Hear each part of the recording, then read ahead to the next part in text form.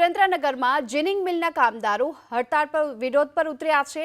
Chotila than વચ્ચે ginning મિલના કામદારોએ વિરોધ પ્રદર્શન કર્યું। પગાર ન થતા કામદારો રસ્તા પર ઉતર્યા અને વિરોધ પ્રદર્શન કર્યું।